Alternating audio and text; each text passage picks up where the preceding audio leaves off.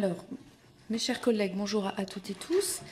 Je souhaite la bienvenue à Madame Carole Ancelin et à Madame Louise Ménard pour leur présence, donc sous-directrice de la 8e sous-direction du budget, compétente pour les secteurs de la culture, de la jeunesse, de la vie associative, des sports, de l'économie, des finances, de l'outre-mer, de la justice et des médias, qui est accompagnée donc par Madame Louise Ménard, chef du bureau justice et médias. Donc bienvenue à toutes les deux. Merci de votre présence. On est dans une sorte de course contre la montre pour que Monsieur le rapporteur puisse rédiger un rapport circonstancié dans les temps afin d'examiner dans de bonnes conditions la proposition de loi organique le 19 novembre. Peut-être je vous proposerai, chers collègues, si vous en êtes d'accord, je ne sais pas trop combien va prendre de temps notre audition, mais nous avons un vote qui me semble important sur le symbole, tout au moins, sur la Nouvelle-Calédonie en hémicycle. Si jamais nous n'avions pas fini, de suspendre juste le temps d'aller voter ce texte, s'il en est besoin. Mais je pense que ce ne sera pas avant 1h30, donc ça devrait aller. Le financement de l'audiovisuel public est un dossier qui nous occupe et nous préoccupe depuis plusieurs années, principalement depuis 2022, à la suite de la suppression de la contribution à l'audiovisuel public.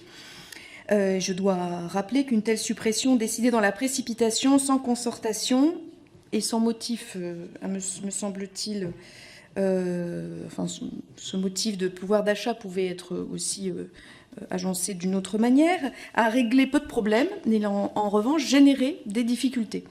Donc les entités de l'audiovisuel public, jusqu'alors, disposaient d'une ressource qui certes était obsolète sur un certain nombre de points, mais elle était stable, sûre et en relation avec leur mission de service public et garantissait leur indépendance dès lors que la CAP leur était directement affectée. Donc c'était quand même un régime qui était adapté. Il a été supprimé, nous le savons, en 2022 en créant une situation transitoire qu'il nous faut résoudre avant le 31 décembre de cette année.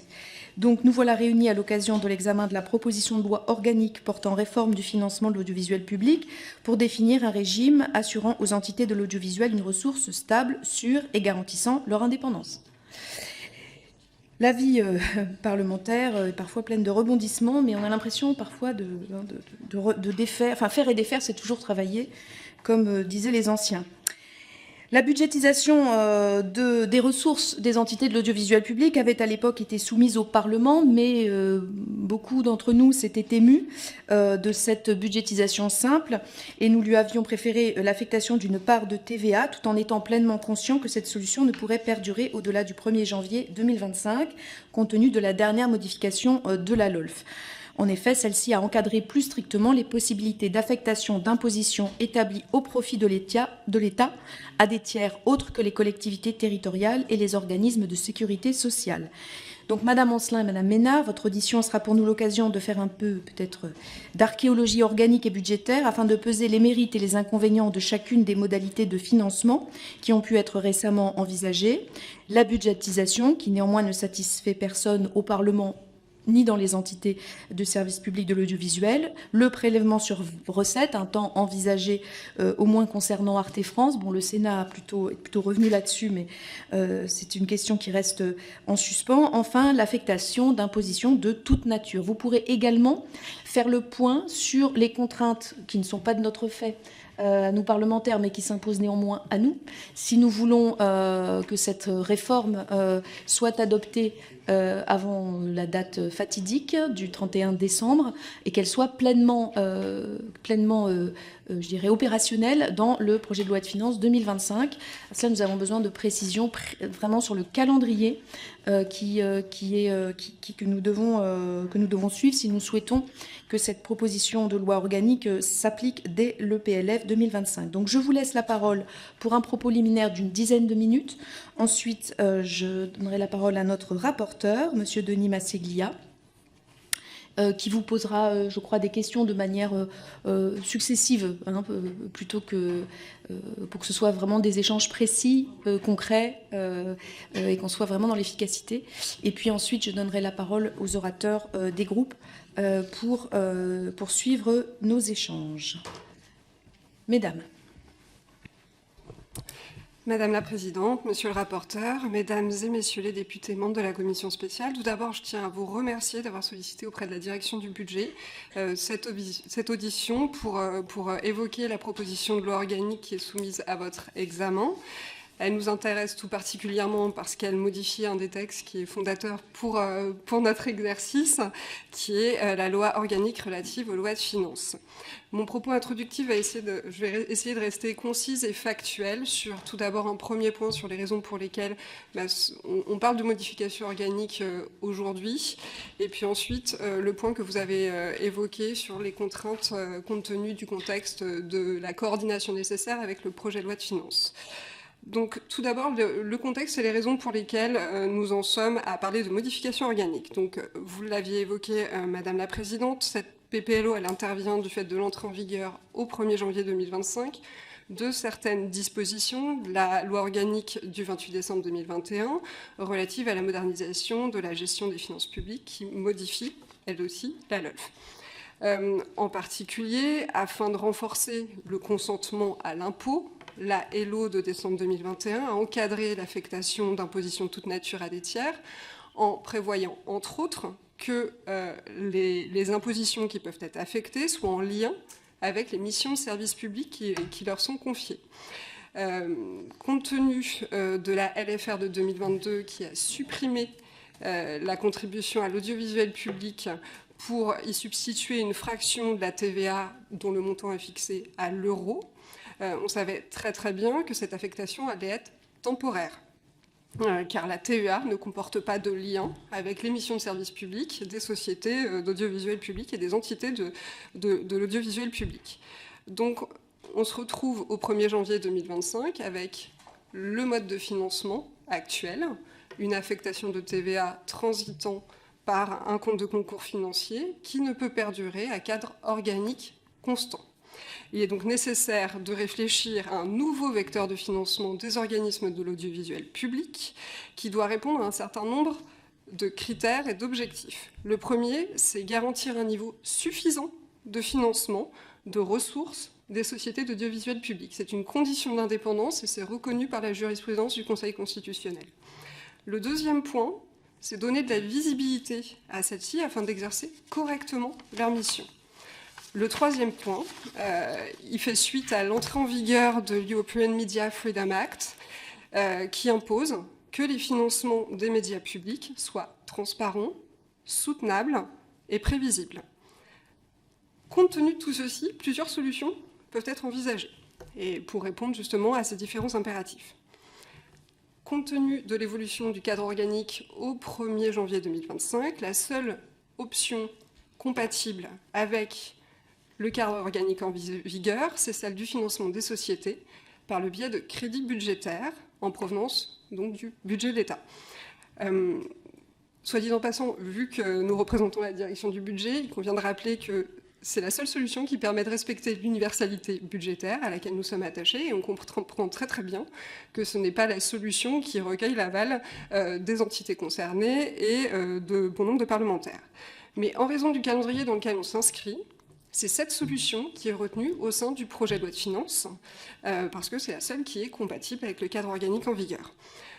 Donc nous avons dans le projet de loi de finances qui est en examen actuellement une mission audiovisuel public qui comprend un programme budgétaire pour chacune des sociétés et qui, pour justement garantir l'indépendance, prévoit un certain nombre en parallèle de garanties associées à cette mission, comme l'absence de mise en réserve qui a été inscrite justement par le gouvernement dans l'exposé général des motifs du PLF 2025.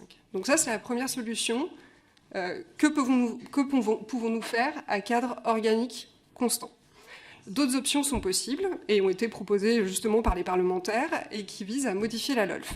La première, ça consiste à modifier l'article 2 de la LOLF afin d'ouvrir la possibilité d'affecter des impositions de toute nature, en particulier la TVA, aux sociétés d'audiovisuel public. Donc ça constituerait une dérogation additionnelle à ce qui existe déjà pour les collectivités territoriales et les organismes de sécurité sociale.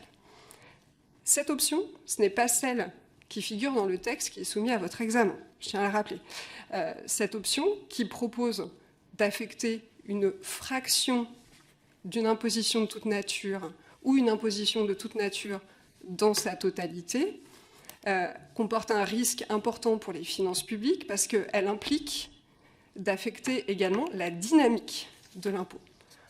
Or, on sait très bien, s'agissant de la TVA, que c'est un impôt qui est très dynamique et que, par ailleurs, ça engendre un aléa en termes de prévisibilité des ressources affectées aux sociétés d'audiovisuel public qui est juste inhérente au principe d'une prévision d'un rendement d'une recette fiscale. Notre option aurait consisté à modifier l'article 6 de la LOLF, c'est-à-dire adjoindre aux collectivités territoriales et à l'Union européenne les organismes de l'audiovisuel public qui pourraient bénéficier d'un prélèvement sur recette. Cette solution a la vertu de fixer un montant de financement, un montant qui est évaluatif dans le projet de loi de finances et dans la loi de finances qui est adoptée, mais on comprend qu'elle ne constitue pas pour la Chambre haute une proposition qui est viable, si je peux parler pudiquement. La solution intermédiaire qui a recueilli l'aval des sénateurs, c'est le texte qui est aujourd'hui à votre examen et qui prévoit qu'un montant déterminé d'une imposition de toute nature peut être directement affecté aux organismes du secteur public de la communication audiovisuelle. Donc on se situe sur une troisième voie, ni un PSR, ni une affectation d'ITN avec sa dynamique, mais une affectation d'un montant d'une imposition de toute nature. Donc ça, c'est les solutions qui se présentent à vous et le texte tel qu'il a été déposé et qui s'inscrit dans le contexte que j'ai pu évoquer. Si je peux passer au deuxième point de mon propos introductif, c'est la nécessaire coordination avec le PLF. Le texte, si on retient le texte dans sa version actuelle, il pourrait y avoir diverses modifications, mais là, nous n'en sommes pas encore là. Donc, dans sa rédaction actuelle, ça impose tout d'abord de mettre en cohérence la première partie du projet de loi de finances, c'est-à-dire son volet recettes, pour y prévoir un article relatif à la TVA et d'indiquer quel est le montant qui est affecté aux sociétés en 2025. La deuxième obligation de toilettage du texte du projet de loi de finances en cours de discussion, ça impose de retirer les crédits budgétaires qui sont aujourd'hui inscrits au profit des sociétés, donc une modification sur la partie dépenses. Ces modifications pourront intervenir par amendement au texte initial du PLF et ce serait in fine que la déclinaison des modifications que vous aurez collectivement choisi d'inscrire dans la loi organique. Je vous remercie et me tiens donc à votre disposition pour répondre à l'ensemble des questions. Merci beaucoup. Je laisse la parole au rapporteur.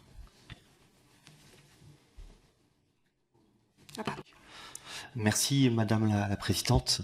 Je voudrais d'abord vous remercier, Mesdames Ancelin et Ménard, pour votre disponibilité. On vous a contacté que tardivement et vous avez su trouver des créneaux pour venir devant la représentation nationale et je voulais vraiment vous remercier parce que je sais que vous avez dans un moment de budget beaucoup de travail à faire et c'est une chance pour nous de pouvoir échanger avec vous aujourd'hui.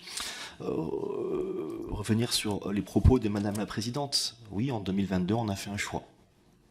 On peut ne pas être d'accord, mais c'est celui de donner du pouvoir d'achat aux Français. Vous souhaitez le retour de la redevance. Je pense que c'est un débat qui sera présent dans les prochains mois. Sachez que je trouvais à l'époque la redevance assez injuste parce qu'elle touchait tous les foyers, quels que soient leurs revenus, d'une part, et que d'autre part, elle touchait aussi un certain nombre de foyers qui n'avaient pas de télévision, et inversement, elle ne touchait pas des foyers qui regardaient la télévision sur d'autres outils que sur une télévision.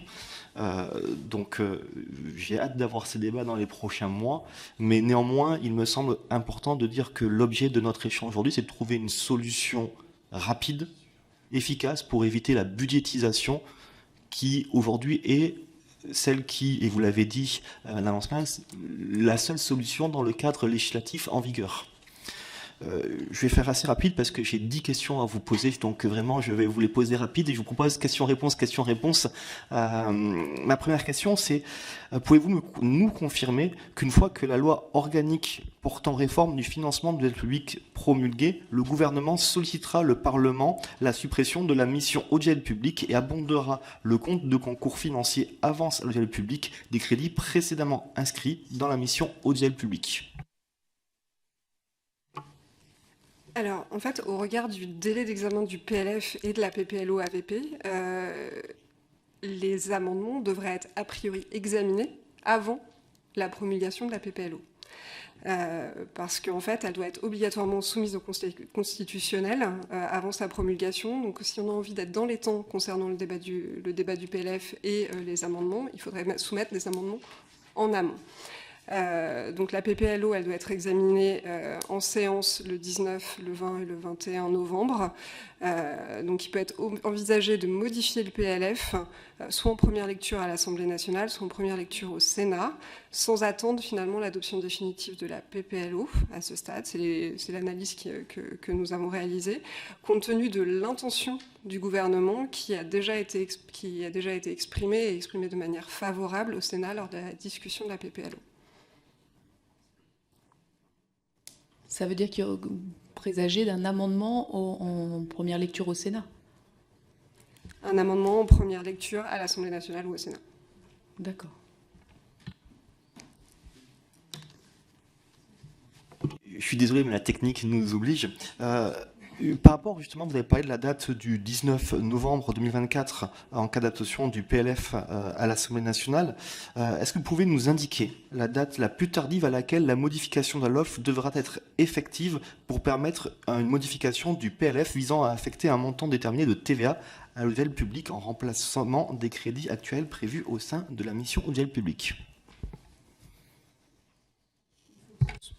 Pardon, excusez-moi. Là, c'est votre tour. Alors, sous le contrôle de Louise Ménard, à ce stade, il faut que ce soit avant la fin de la première lecture. Et ce que l'on peut faire, enfin, ce que le gouvernement pourrait faire, c'est demander au Conseil constitutionnel de statuer dans un délai ramené à 8 jours pour pouvoir, compte tenu de l'urgence, promulguer la PPLO-AVP avant la fin de la discussion du PLF avec le nouveau mode de financement. Donc à ce stade, c'est un amendement en première lecture et une promulgation de la PPLO qui peut être postérieure à la première lecture, mais qui pourrait être accélérée dans tous les cas si le gouvernement le souhaite, avec un délai de 8 jours pour que le Conseil constitutionnel puisse statuer. Je ne sais pas si ça répond à votre question. Et donc, promulgation avant le 31 décembre, finalement. Avant la fin de la discussion du PLF. Oui, d'accord. Avant la fin de la discussion PLF.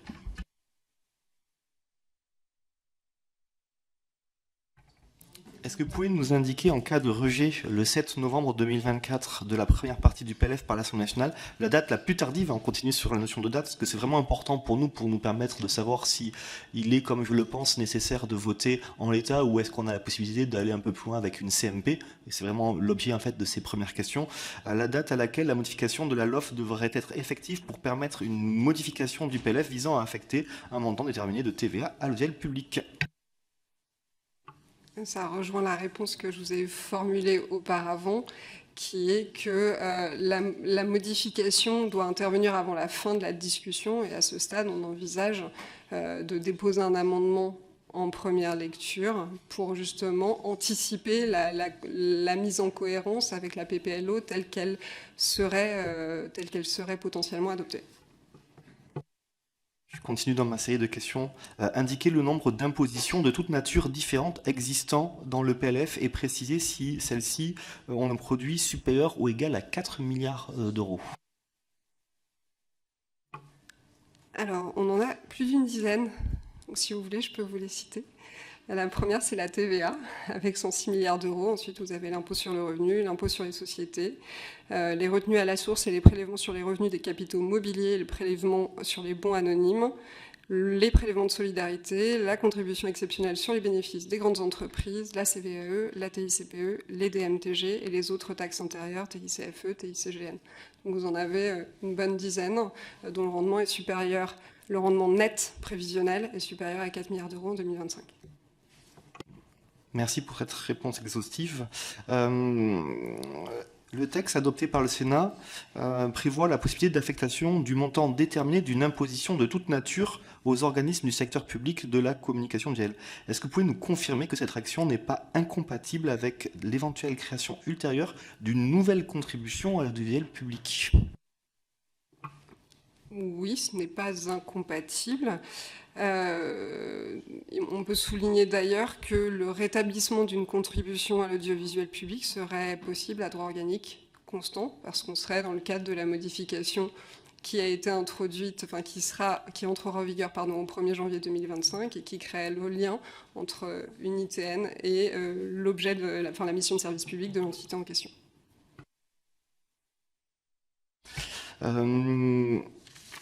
Excusez-moi. Par rapport à la rédaction du texte adopté par le Sénat, qui vise donc l'affectation aux organismes du secteur public de la communication visuelle, il est bien marqué montant déterminé d'une, et je dis bien d'une imposition de toute nature, qui permettrait le financement éventuellement de l'audiovisuel public par une nouvelle contribution de l'audiovisuel public. Enfin, la question c'est, est-ce que si demain on veut faire une solution hybride avec plusieurs dispositifs, est-ce que la façon dont c'est écrit, ça nous le permet ou pas ? Oui, bien sûr, parce que vous avez justement les deux possibilités qui existeraient au sein de l'article 2, qui est l'affectation en lien d'une imposition en lien avec la mission de service public, que vous pourrez panacher avec l'affectation d'un montant d'une imposition de toute nature, sans lien, a priori, avec les missions de service public de l'entité concernée.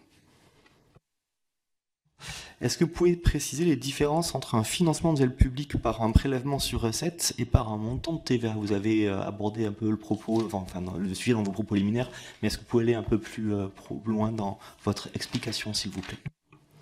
Tout d'abord, vous avez une différence de nature.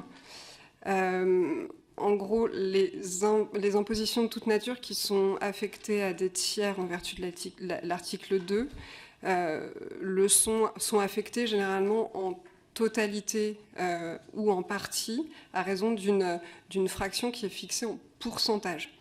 Donc les taxes qui sont ainsi affectées sont précisément identifiées. Un PSR, à l'inverse, c'est un montant qui est fixé à l'euro chaque année en loi de finances de manière évaluative, mais qui finalement trouve sa source dans le panier de recettes global de l'État. Donc vous avez deux natures différentes. Vous affectez un objet identifié et de l'autre côté, vous prenez dans les recettes de l'État pour pouvoir les affecter à une entité.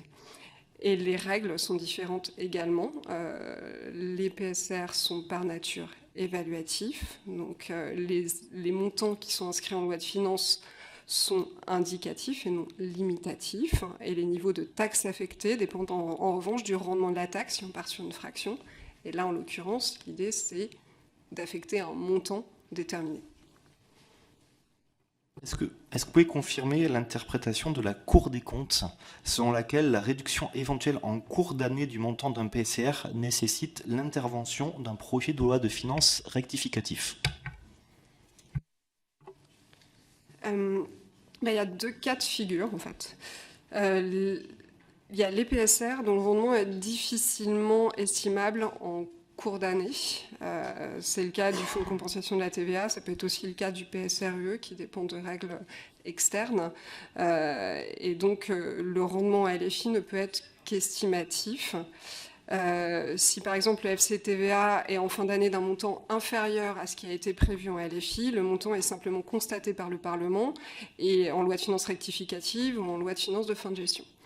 Il y a des PSR dont le rendement est certain, c'est par exemple la dotation globale de fonctionnement qui est un PSR et dont le montant est fixé chaque année à l'euro en loi de finances, donc aucune raison ne justifie que l'exécution des PSR soit inférieure au montant qui a été décidé par le Parlement. Donc dans ce cas, il faut bien une LFR pour modifier en fait, le montant ou une LFG pour modifier le montant à la hausse ou à la baisse. Est-ce que vous pouvez nous transmettre les conventions financières conclues entre l'administration et les acteurs de l'audiovisuel public ? A priori, oui, il n'y a pas de... Rien ne s'y oppose, a priori. Il y a juste un besoin, c'est que ces conventions, il faudra les modifier compte tenu des évolutions qui ont lieu, enfin, qui se dessinent très récemment. Si tu veux compléter, je sais. Oui, Il conviendra simplement d'apporter les modifications nécessaires aux conventions de versement qui prévoient simplement les montants qui seront versés à l'euro chaque mois aux sociétés, qui sont signés entre la direction du budget et chacune des sociétés. En l'occurrence, le projet de loi de finances de fin de gestion qui a été présenté ce matin au Conseil des ministres prévoit l'interruption des crédits du programme de transformation, ce qui nécessite justement qu'on apporte des modifications de mise en cohérence sur les conventions de versement des sociétés au titre de l'année 2024. On vous les transmettra juste après signature de ces avenants. Merci. Et dernière question, est-ce que vous pouvez préciser les effectifs employés au sein du pôle national de la redevance audiovisuelle et du service de contrôle de la redevance audiovisuelle avant la suppression de la contribution à l'audiovisuel public et indiquer, s'il vous plaît, la date à laquelle ces services ont été supprimés? Alors, je vais vous renvoyer à la Direction générale des finances publiques, parce que du côté de la direction du budget, on ne peut pas se permettre de piloter, entre guillemets, de définir quels sont les enfin, on n'a pas la connaissance précise du nombre d'ETP, du nombre d'effectifs qui est concerné par chacune des entités. On a des indications sur les suppressions de postes qui sont induites d'une année sur l'autre, de fait des évolutions externes ou du fait du besoin de maîtrise de la masse salariale et donc des effectifs. Donc je vous renvoie plutôt vers la DGFiP pour avoir la réponse à cette question très précise. Je vous remercie pour toutes ces réponses qui étaient sur des questions diverses et variées et extrêmement techniques. Je vous remercie pour la qualité de vos réponses et je rends la main à Madame la Présidente pour pouvoir continuer à transmettre la parole aux différentes personnes présentes. Merci, Monsieur le rapporteur. Je vais donc donner la parole chacun à leur tour aux différents groupes représentés dans notre Assemblée. Pour le Rassemblement national, pour une durée de 2 minutes. Pour le Rassemblement national, Bruno Clavet, pardon. Excusez-moi. Merci Madame la Présidente, Mesdames, chers collègues. Le système de financement actuel de l'audiovisuel public mis en place après la suppression de la redevance ne peut pas durer. Le groupe Rassemblement national en convient. Ce modèle bricolé, basé sur une fraction de TVA, expose l'audiovisuel public aux aléas économiques alors qu'il serait temps qu'il s'émancipe des fonds publics. Nous sommes également totalement opposés à un retour de la redevance, en cela qu'elle vient de nouveau ponctionner l'argent des Français. Nous posons donc ici une question plus profonde. Doit-on continuer à financer France Télévisions et Radio France avec l'argent du contribuable? Nous pensons que ces entités doivent être confrontées aux règles de la compétitivité et de la qualité, comme le sont les médias privés. En restant dépendant des fonds publics et des arbitrages budgétaires du PLF, l'audiovisuel public s'enlise dans un modèle qui finit par devenir un puissant fonds. Il est donc temps de voir l'audiovisuel public pour ce qu'il est devenu, un secteur qui puise dans l'argent de l'État sans justifier cette dépense par une véritable indépendance ou pluralité. En 2024, le budget alloué à France Télévisions et Radio France s'élève à 3,2 milliards d'euros. Cette dépense n'est plus tenable. En privatisant, nous offrons à l'audiovisuel public l'opportunité de s'adapter, d'innover et de se réinventer face aux GAFAN. Ces géants du divertissement opèrent avec leurs propres ressources et prouvent que la survie dans un marché compétitif exige de la qualité. Le Rassemblement national appelle donc à une réforme ambitieuse de privatisation.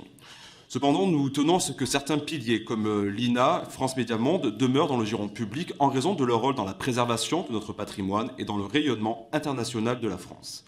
Nous sommes également favorables à la levée des règles anti-concentration qui empêchent la création d'un grand groupe français des médias.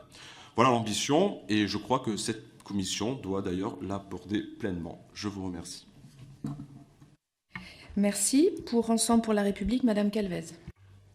Merci Madame la Présidente.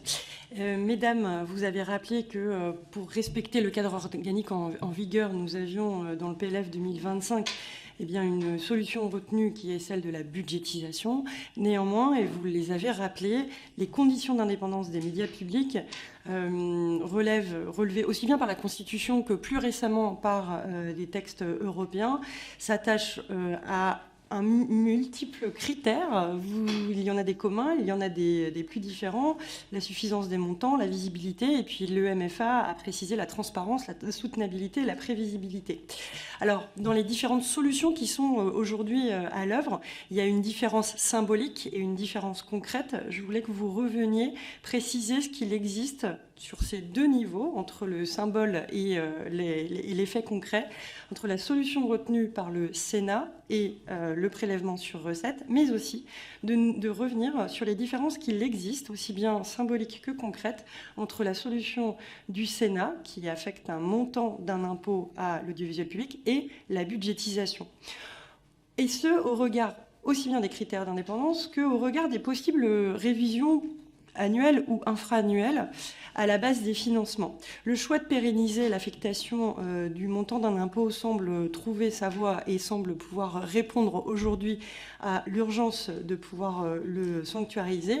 Mais que pensez-vous du niveau de garantie de la mise en place d'une loi de programmation pluriannuelle, comme il en existe pour la justice ou encore pour le ministère de l'Intérieur, avec, et c'est important, le versement en une fois, et non plus et non plus de manière partielle, mais en une fois, au début de chaque année, pour les dotations socles.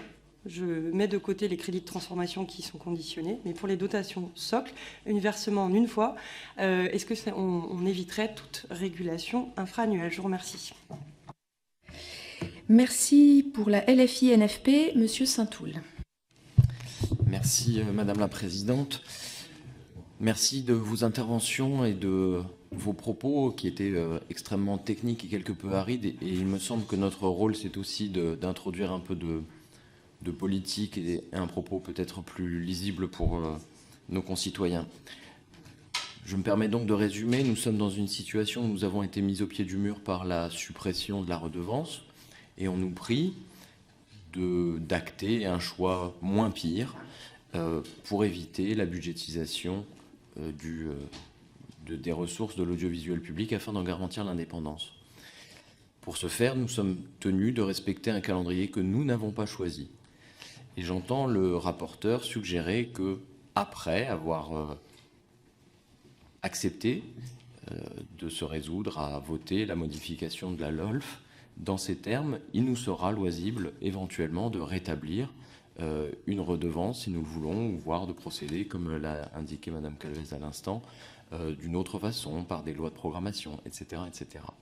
Ma question va donc porter plutôt sur la nécessité absolue de tenir le calendrier en votant conforme la proposition du Sénat. Est-il possible, en cas d'absence de vote conforme, de procéder autrement? Je ne préjuge pas d'une décision du vote que nous pourrions faire, mais est-il possible, envisageable, que le gouvernement procède dans un cadre différent, un cadre LOLF de toute façon modifié, mais procède par un collectif budgétaire, tout simplement, qui permettrait, avant le 31 décembre, de sauver l'audiovisuel public dans les termes que nous aurions décidés en tant que parlementaires. Merci. Merci, Monsieur Saint-Toul. Pour les socialistes et apparentés, Monsieur Emmanuel Grégoire. Madame la Présidente, Mesdames et Messieurs, chers collègues, bonjour. Bonjour, Mesdames, ravi d'être avec vous aujourd'hui dans ce calendrier extrêmement exigeant. D'abord, je me permettrai d'évoquer quelques thèmes dont je sais qu'ils relèvent de l'exécutif et pas de l'administration, et je vous prie à l'avance de m'excuser si je vous interpelle sur des sujets qui relèvent d'abord de la ministre, à laquelle nous aimerions poser beaucoup de questions. La première que je pose, c'est comment en sommes-nous arrivés là ? Comment se fait-il que le gouvernement soit contraint de demander aux parlementaires une PPLO, et y compris dans les échanges, on en a déjà un peu parlé en commission spéciale, de nous demander, sous réserve d'impossibilité juridique, un vote conforme à l'Assemblée nationale en matière de prescription de vote? C'est quand même assez contraint. Donc la première question que je voudrais vous poser, c'est que sur le plan technique, pensez-vous nécessaire de faire un vote conforme pour éclairer, y compris sur des arguments techniques, les choses qui nous sont demandées? Ou existe-t-il un autre chemin pour la PPLO qu'un vote conforme pour s'assurer de la non-budgétisation d'ici la fin de l'année? Le deuxième sujet, et c'est là que je rentre dans des dimensions plus exécutives, quel sens cela a de nous faire voter une PPLO a fortiori conforme, en sachant que de toute façon, ça n'obère en rien la capacité de l'exécutif à procéder à des régulations infra-annuelles, la preuve que ce soit en exécution au moins à deux moments au cours de l'exercice 2024, et on le pressent au moins sur l'ajustement des crédits de transformation sur l'année 2025, eh bien, on veut trouver un mécanisme pour protéger l'audiovisuel public de la budgétisation, alors que la conséquence est mécaniquement la même. Donc là aussi, nous éclairer techniquement sur, y compris peut-être le mandat qui a été donné à l'administration, de garantir une stabilité du financement de l'audiovisuel public sur l'exercice à venir. On voit que ce n'était pas tout à fait le cas, y compris parce qu'entre la copie initiale du PLF et les amendements du gouvernement en la matière, les mauvaises surprises ne sont jamais interdites. Et dernier point que je voudrais vous demander, la ministre, lorsqu'elle s'est exprimée devant la Commission des affaires culturelles, j'accélère le rythme, nous a dit qu'elle liait dans son esprit la PPLO et la réforme de l'audiovisuel public. C'est incontestablement faux sur le plan juridique, mais est-ce que l'administration a été mandatée sur ce point ? Et quel degré de maturité d'instruction vous avez en la matière, puisque, pour le dire très franchement, nous délions les sujets de façon totale, absolue et définitive. Merci, Monsieur Grégoire. Pour le groupe écologiste et social, Monsieur Duplessis. Oui, bonjour. Le mode de financement des sociétés de l'audiovisuel public est un enjeu particulièrement important puisqu'il doit, on l'a déjà dit, permettre de garantir l'indépendance des médias publics. Selon l'adage assez connu, qui paye décide. Et donc l'enjeu est que ce soit bien pas directement le gouvernement qui finance nos médias pour garantir l'indépendance de leur ligne éditoriale. Depuis la suppression de la redevance audiovisuelle, le gouvernement a bricolé un mécanisme d'attribution d'une fraction de la TVA qui sera bientôt obsolète au 1er janvier 2025 si la loi organique n'était pas modifiée. Sans cela, certaines chaînes comme France 24, par exemple, pourraient être interdites dans certains pays puisque de fait, une budgétisation les transformerait en médias d'État, à l'instar de médias tels que Russia Today. Je crois que nous ne souhaitons pas cela.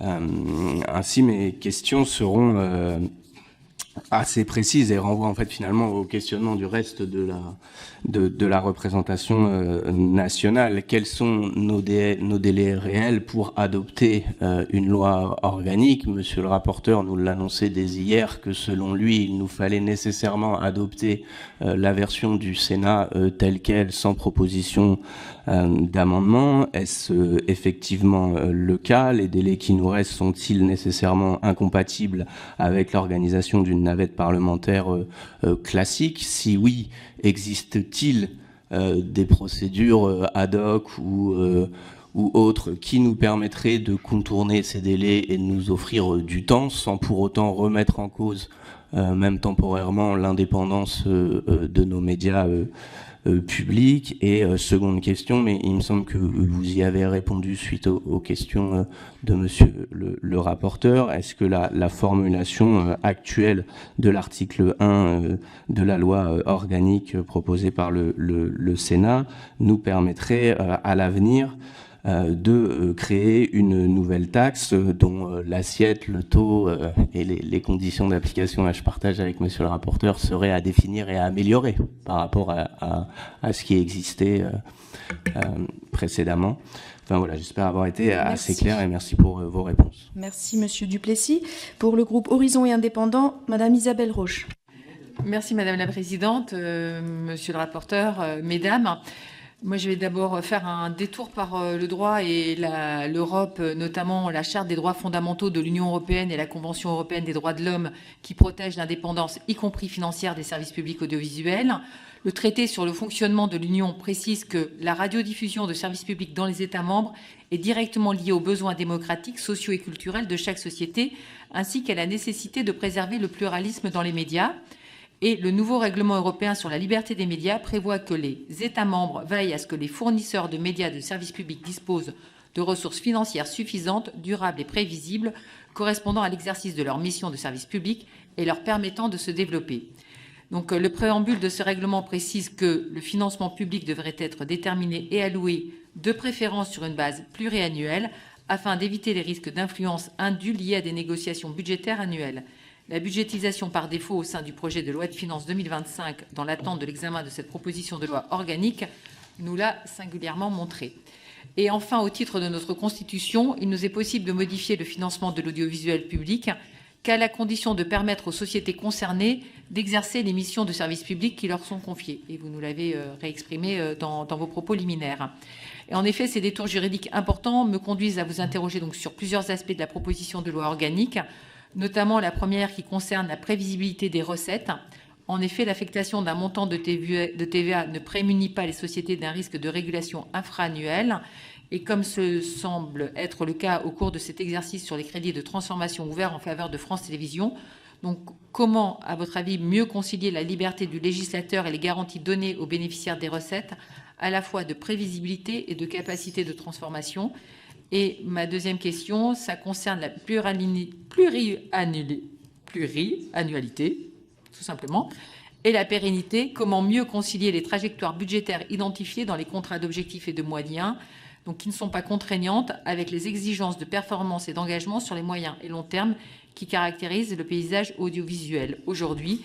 Et tout cela, et mes collègues ont été nombreux à le rappeler, dans le calendrier contraint qui est le nôtre, puisque la date butoir étant fixée au 31 décembre. Je vous remercie. Merci, Madame Roche. Pour le groupe Les Démocrates, Monsieur Frédéric Petit. Merci, Madame la Présidente. Merci de votre exposé. D'abord, quelques remarques avant de poser mes questions. D'abord, je ne crois pas qu'on puisse dire que la dérivée de la taxe sur l'habitation était au temps actuel et avec la modernisation des médias quelque chose qui était affectable, puisqu'il fallait avoir une télévision. Je rappelle qu'on ne payait pas si on disait qu'on n'avait pas de télévision, et je pense que le fait de ne pas avoir de télévision n'empêche pas de bénéficier du service public audiovisuel aujourd'hui. Donc c'était aussi quelque chose qu'il fallait changer. Après, sur le droit international, on a parlé du droit international en insistant beaucoup sur le droit de l'Union européenne. Je rappelle que c'est le droit international. Je suis membre de la Commission des affaires étrangères. Le service public français émet en 4 langues, émet dans une centaine de pays, et ça serait une catastrophe dans d'autres pays que l'Union européenne, pas uniquement à cause de la législation européenne, à cause de la législation du droit international. Donc c'est des choses qu'il faut quand même rappeler. Et enfin, je crois qu'on a besoin de services publics de l'audiovisuel. Je pense que si on allait dans un domaine de privatisation complète, comme le souhaitent certains de nos collègues, on n'aurait plus, au moins, il manquerait certainement le pluralisme et beaucoup d'autres choses, et la qualité. Mes 2 questions sont les suivantes. D'abord, si j'ai bien compris, le montant de taxe se définit dans le PLF 1. C'est dans la première partie. Hein. C'est le fait que ça doit passer en première partie. C'était ma question sur le fait qu'on puisse affecter, je comprends, mais la PLO, je comprends qu'elle concerne la première partie, mais après, la décision de combien on affecte fait partie du PLF 1. Et pas du PLF 2, d'après ce que j'ai bien, je voudrais avoir la confirmation. Une fois que ça marche, une fois qu'on a changé, c'est ma première question. Et la deuxième question, si c'est ce montant global affecté, est-ce qu'il est global pour l'ensemble du service public par rapport au texte qui nous est proposé, ou est-ce qu'on peut le différencier en fonction des différents groupes ou des différentes missions? Et là encore, je pense on sait qu'on a des choses assez différentes entre TV5 Monde, qui est une coopération internationale, entre Arte, etc. Est-ce qu'on peut, à ce moment-là, dire on va mettre tant ici et tant là, et pas donner quelque chose qui après se gère entre eux? Merci. Merci beaucoup, Monsieur Petit. Alors, pour le groupe GDR, Soumia Bouroua. Oui, merci Madame la Présidente, Monsieur le rapporteur, Madame la Directrice. L'objectif de la proposition de loi organique que nous allons examiner la semaine prochaine est simple. Elle va mettre fin à la budgétisation du financement des sociétés de l'audiovisuel public prévue par le projet de loi de finances pour 2025 en réformant l'OLF, puisque la taxe sur la valeur ajoutée n'est pas définie au sein de la loi organique. Cette proposition de loi ne prévoit pas automatiquement une préservation de l'affectation d'une part du produit de la TVA, mais elle introduit la possibilité de financer les sociétés de l'audiovisuel public par l'affectation du produit d'une imposition de toute nature. Et cette proposition de loi organique, elle mettra fin, certes, à la budgétisation, mais elle ne garantit pas un financement stable et pérenne pour les sociétés de l'audiovisuel. Or, cette stabilité financière est essentielle pour leur permettre de planifier à long terme. Elle est aussi essentielle pour assurer la continuité de leur mission et aussi de développer des projets ambitieux sans subir les aléas budgétaires. Elle est aussi, il me semble, la clé pour garantir au public des contenus diversifiés et de qualité. Mon groupe, le groupe GDR, est donc favorable à la mise en place d'une contribution affectée à l'audiovisuel ou, en dernière instance, à modifier ce texte afin que le montant du financement de l'audiovisuel public soit indexé à l'inflation ou qu'il ne puisse être revu à la baisse d'une année à l'autre. C'est la raison pour laquelle je vous pose cette question. J'aimerais avoir votre avis sur ces propositions et quelles sont vos recommandations pour sécuriser ce financement, un financement stable, qui soit pérenne et à la hauteur des missions du service public de l'audiovisuel. Je vous remercie. Merci Madame Bouroua. Je vous propose, puisque je n'ai qu'un orateur inscrit, qu'on puisse lui donner la parole directement, et puis après que vous puissiez procéder aux réponses en prenant votre temps, puisque vous avez eu beaucoup de questions et certaines assez précises. Monsieur Yordanov. Alors finalement, vous pouvez y aller directement. Nous avons un retrait. Allez-y, je vous en prie, mesdames. J'espère n'oublier personne. Concernant donc les sujets, je tiens juste à rappeler que je suis une représentante de la direction du budget et non d'un cabinet ministériel, donc je m'abstiendrai de toute considération politique. Il est bon ton de le rappeler quand même. Donc nous avons, concernant la question relative à la différence entre la TVA, l'affectation d'un montant de TVA et un PSR. La différence, elle se pose juste dans le fait qu'on identifie la recette qui va être déterminée et fournie, et ensuite sera soumise potentiellement à l'appréciation du Conseil d'État ou du Conseil constitutionnel sur la caractéristique du montant qui sera inscrit en loi de finances. Un PSR, comme je vous l'ai indiqué, il y a différents types de PSR, mais par essence, le montant évaluatif, le montant de TVA, là, serait un montant fixe qui nécessiterait une loi de finances pour pouvoir être modifiée. Donc on aura quand même cette différence entre le caractère évaluatif et le fait que là, on autorise via cette troisième voie, qui n'est pas une affectation d'une fraction ou la création d'un PSR, on a un montant fixe qui serait défini, donc qui par essence pourrait ne pas être évaluatif, mais on a besoin d'avoir une interprétation plus précise, de caractère juridique de ce montant de TVA. La différence entre un montant de TVA et les crédits budgétaires, donc j'imagine que vous avez posé la question au regard des capacités de régulation en gestion. C'est aussi une question de symbole. Rien n'empêche une régulation de la TVA. Dans tous les cas, il faut passer par une loi de finances pour modifier le montant de TVA. Donc vous êtes à peu près sur les mêmes principes, c'est vraiment une question de... Oui. Il y a quand même la possibilité de faire de la régulation infra-annuelle plus facilement sur des crédits budgétaires à hauteur de 1 ou 3%. Bien sûr, effectivement, vous êtes obligé de passer par une loi quand vous voulez faire de la modification sur la TVA, davantage que vous êtes sur des crédits budgétaires. Ensuite, le versement en une fois s'agissant du versement en une fois de la dotation socle, ça reste possible, même si le principe d'affectation d'un montant, généralement, c'est du 12e, donc ce serait quelque chose de dérogatoire, mais rien ne s'y oppose concrètement. Et s'agissant d'une loi de programmation, techniquement, ça n'apporterait pas forcément plus de visibilité que les COM qui sont actuellement prévus. Donc une loi de programmation n'apporterait pas de complément particulier techniquement par rapport au COM. S'agissant de la possibilité de proposer un collectif budgétaire pour pouvoir créer une modification de la fiscalité, c'est quelque chose. Techniquement, ça reste possible. Je n'ai juste pas compris dans quelle temporalité ceci était envisagé. Donc, j'aurais juste besoin de cette précision pour formaliser davantage ma réponse. Sur la nécessité de faire un vote conforme.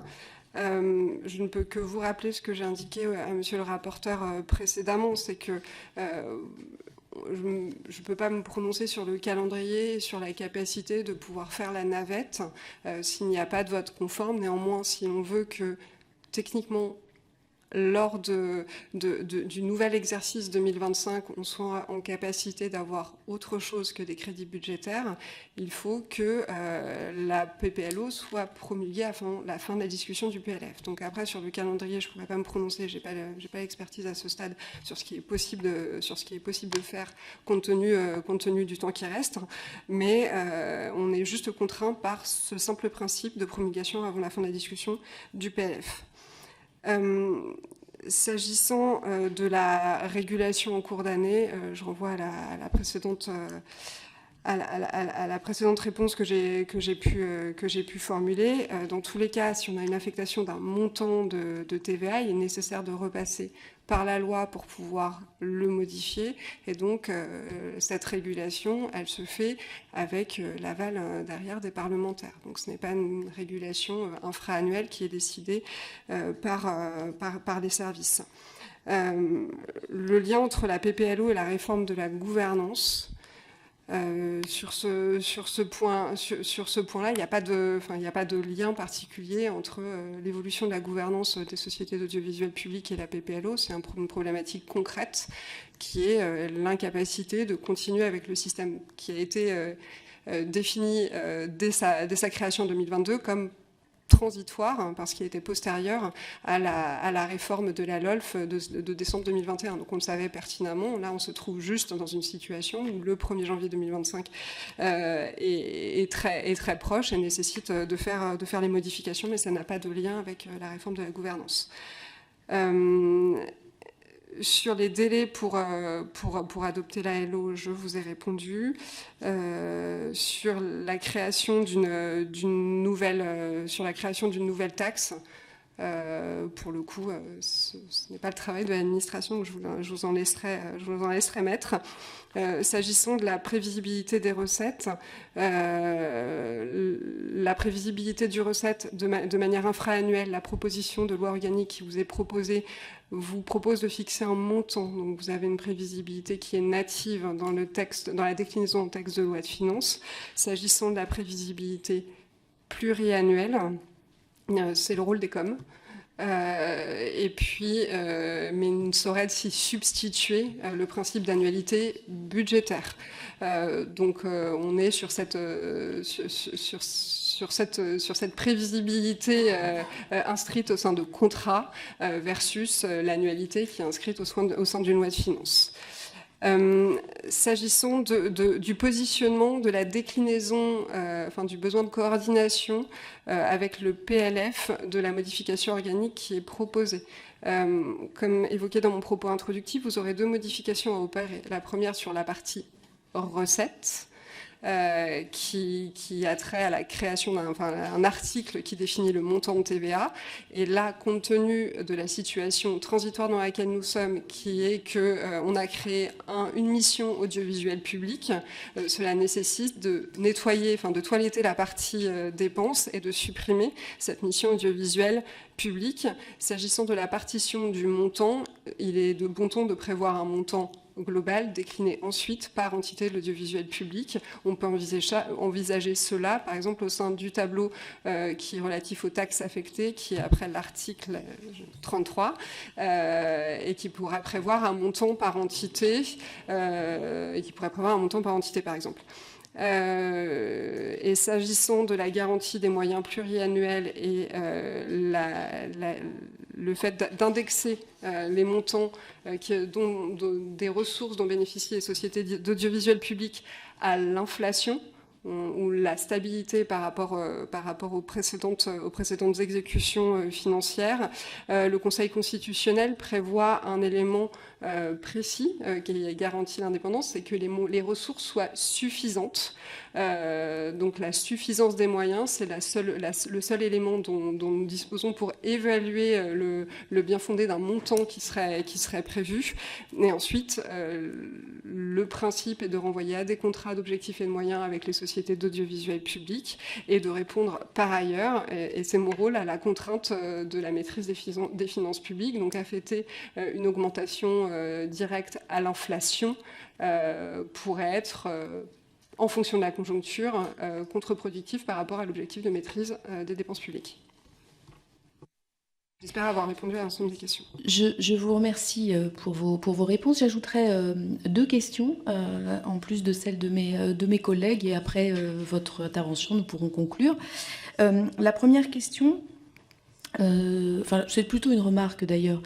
Ma collègue Céline Calvez et moi-même avons rapporté sur les COM ce matin même en commission éducation et culture, et les COM ont été rejetés. Pourquoi ? Parce que leur force nous apparaît très faible, justement. Et au regard d'une loi de programmation, elle nous semble d'autant plus faible. Il me semble que dans une démocratie telle que la nôtre, le vote en hémicycle d'une loi de programmation devrait être, aux yeux de tous, d'une puissance supplémentaire par rapport à une convention qui ne fait l'objet que d'un avis d'une commission. Et à ce titre, j'avoue que je m'interroge sur la réponse que vous avez donnée. Ma question, c'est sur les crédits conditionnés. On a vu là cette année les crédits dits de transformation, conditionnés dans un premier temps à la réalisation d'objectifs, et puis après, ces conditions et ces jalons ont disparu au fur et à mesure de l'évolution des moutures de com. Sera-t-il possible, au vu de la proposition de loi organique, dans les prochains projets de loi de finances, de voter, par exemple, 2 montants, c'est-à-dire un montant conditionné et un montant non conditionné? J'entends par là, sera-t-il possible peut-être de garder dans une loi de programmation ou dans des coms des montants prévisionnels en pluriannualité intégrant des variations potentielles, mais que ce ne soit pas, mais que dans chaque PLF, il y ait un montant unique?